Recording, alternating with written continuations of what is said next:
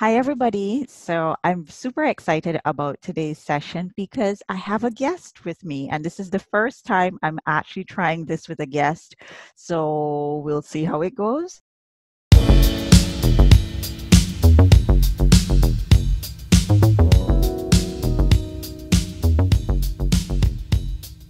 Everybody, I have Tristan here from Calisthenics. I knew it was going to mess up that word. Cayman No worries. That's Calisthenics. what I find. And you have been doing fitness and wellness for over 10 years. And Yeah. I'm really excited to have you because I get your daily workout routines. I've been trying them out. I learned some new exercises. They give me quite the workout. But our session today is on order in the chaos. How do we find order in the chaos? And this actually came across as a topic of discussion because we were discussing this matter of routines. It seems like people are veering into two camps. One camp is the camp of people who are finding a routine in a new normal. And there's another camp of people who are struggling with their routines. So I wanted to ask you, because you and I have had a interesting conversation on this, why are routines so important in this particular time? You're putting me on the spot straight away because, as you know, structuring my day or planning my day ahead is basically has been my nemesis for a very long time. Hmm. I made a very conscious decision prior to COVID to make sure that I improve significantly in those areas. Hmm. And then all of a sudden, COVID-19 came, and life as we knew it, without being too dramatic, Hmm. changed. And all of a sudden, you got two children in the house. You have to homeschool them. Yet at that specific time, you had no idea how long this COVID-19 would be with us. At the moment, still is, Right. even though that we're going in the right direction. And all of a sudden, you're not only a parent, you're an educator. You're trying to work. You're Hmm. trying to work out. You're trying to help the community with fun workouts without getting them too boring. Hmm. And then there's all these other chores that you normally can outsource, like a very simple thing like doing the upkeep of the house, that kind of stuff. You all have to do that stuff by yourself now, and it asks for a lot of change, Hmm. combined with the fact that you are less mobile than you used to be.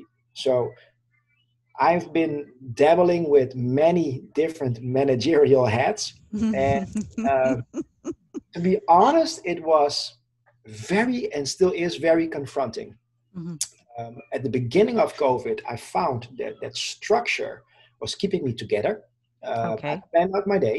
Hmm. What I did is I got like this very short 20-minute morning routine that Hmm. I do. One of the things that I, of course, do is work out. I cannot not say that. And the second thing that I do is a couple of affirmations. May sound silly, but they help for me. And what I found is that, for example, the last 2 weeks, and also because of the fact that this COVID stuff keeps going on, Hmm. I kind of neglected that morning routine, and it had a direct effect on my mood, Hmm. my productivity, but also how I get things done or not.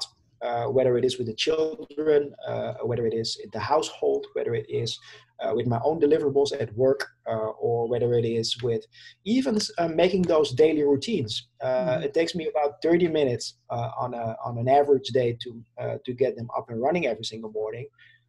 But a very beautiful example is, for example, that workout routine. If I don't do it, Hmm. then my day is messed up. So until I get those workouts finished and distributed, Hmm. I'm going to feel unsettled. So in the last 2 weeks, it was between 8 and 9 o'clock, and Hmm. that compromises, for example, or conflicts with the starting time, for example, of school for my oldest son, who is Hmm. 9 years old, and he got like an online curriculum, so he has to study from 8:15 a.m. till 2:15 p.m. And then Hmm. Oliver, my youngest one, who is 3 years old, he has his first Zoom call, mind you, at 10 o'clock every morning. So if I am late, Hmm. everything is messed up, chaotic, stress, and I feel that throughout the entire day. Oh, So I wow. learned the hard way to keep structuring. And sometimes I'm immensely good at it. And Hmm. sometimes I'm like the worst ever. And I just have to live with it and keep trying to be flexible and keep my mind clear. So I Um, love some key things that you said there, and I think that's important for people to hear. First of all, everybody, we have a dad talking about the routine that's good. because, a lot of people that I've spoken to are moms who are struggling, and it's so good to have a dad say, "Yeah, I have to find that structure and get my routine done." And what I like too is that you mentioned the fact that you have to get your workout done because that's the one thing that helps you feel like you're in a good mood for the rest of the day. You've accomplished what you need to get the fuel you need for the rest of the day. And I think that's very important for people to understand is that you have to find something in your day that gives you a sense of accomplishment so that when your day starts to look chaotic, you can think, I've done that. For some people, it's something as simple as I've had this as a water cooler discussion. There was a gentleman who I believe he's in the Navy or the Army. Anyway, I don't remember exactly, but he says he learned to just make up his bed. And that gives him a sense of accomplishment. Maybe for some people, it's your morning meditation and reflection. For some people, it's exercise. What is it that you have to do in the beginning of your day that helps create the positive framework, mindset, energy for you to handle whatever the day brings? So I love that as well. That's a fantastic tip. And then you have to be adaptable. So just as you were saying, you realize that the timing is everything. Because I can't believe the 3-year-olds are having Zoom calls. Like, what is this? I can't believe it, right? I was like sitting there next to Oliver, and I was like, "Wow, it's crazy." But it's good though. It's a good initiative. And I'm glad that people are hearing this too, because you're a dad with two kids of very different age groups. Um, and so what one requires is a little different from what the other requires. And I think that that's a struggle for parents when they look at creating the routine.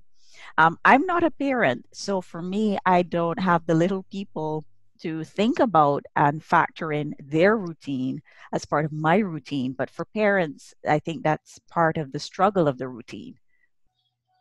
I agree. Confession from my side, I have been struggling since I think last week, Thursday or Friday, not only with my routines, but also with my mindset, because Hmm. it can get very overwhelming, not Hmm. only to be confined to the house or to your environment and have very limited mobility, especially Hmm. for somebody like me, um, but also the pressure that you have as a parent to also educate your children. Oh, And yeah. what I found is that the moment that I got a little bit me time, which was my 30-minute time. It was basically my workout time. My workout for me is not only going, doing push-ups and that kind of stuff. It's also quiet time. Just I try to isolate myself, go for a walk by myself. Hmm. And in that time, I realized, like Tristan, you don't have to be a teacher because you're not one. Mm. The only thing that I have to provide for my children is structure and support them where needed. So the Wow. moment I realized for myself, and it's just for me, right, Hmm. that I'm not a teacher, that pressure fell off of me. And after that, my own routine started kicking back in, and I'm extremely productive again. So Monday was a horrible day for me. Tuesday was a horrible day. Wednesday and today are very productive days for me. Hmm. But to be very honest, the people that I've been working with also challenged me because I have some deliverables to do, and they are not only once a week; they're every single day. Hmm. And if I don't stick to my end of a specific agreement, people are going to nag me for them, and they're completely right.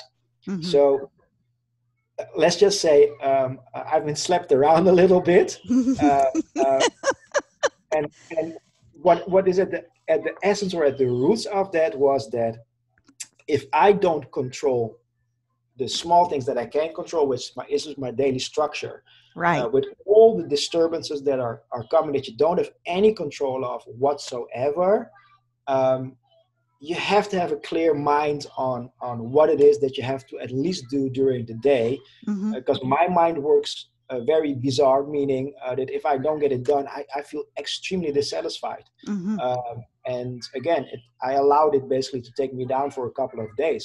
Mhm. In the in the bigger picture, it's not that bad, but Mhm. for me, it wasn't pleasant. Monday was a horrible day. I am so also very. Oh, listen, this is supposed to be a 3-minute call, Tristan. And Sorry. I mean, this is already in my head going to be a show. I already see this as a show right now. Because you were saying some things that are like, yes, people need to hear this because you talk about the fact of having a clear mind. You talk about the fact of, what you can and can't control.